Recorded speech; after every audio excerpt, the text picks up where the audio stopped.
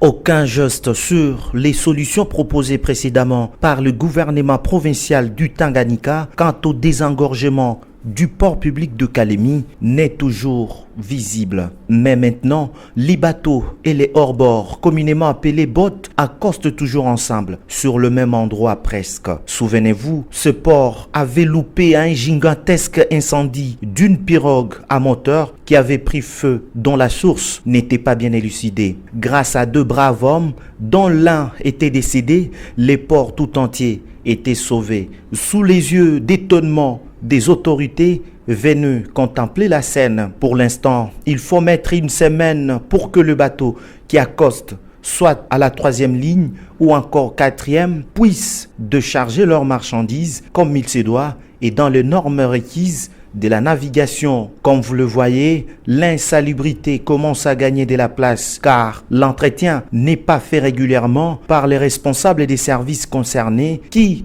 ne se contentent que des taxes perçues de leurs clients pour afflouer leurs petites poches. À en croire les chefs commis à la gestion de ce port, des difficultés persistent et ce port, de par sa longueur, n'est pas en mesure d'accueillir un plus grand nombre de bateaux. La longueur de notre quai ne nous permet pas d'accueillir les bateaux comme ça se doit. Ça c'est un. Notre port aussi a d'autres problèmes. Nous n'avons pas des engins de manutention qui peuvent faire face à ces jours ici, pour prendre la manutention de tous les bateaux et écourter le séjour même des bateaux au port.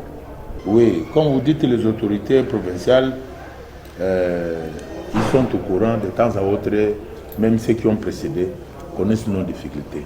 Nous avons encore d'autres problèmes, donc au niveau sécuritaire, nous trouvons que la plupart des passagers ont beaucoup de difficultés de nos clients. Nous avons beaucoup de services militaires qui travaillent au port. On doit chercher à diminuer les services militaires. Ils peuvent rester, mais quelque part. De façon, quand il y a un problème, on fait secours. Nous ne les refusons pas de travailler aux alentours du port, mais rester pour tracasser les gens au port, ça vraiment, ça nous écoeille. Ces ports publics de Kalemi permettent des échanges commerciaux et la communication lacustre entre la RDC, le Burundi, la Zambie et la Tanzanie. Sa réhabilitation et son prolongement s'avèrent indispensables.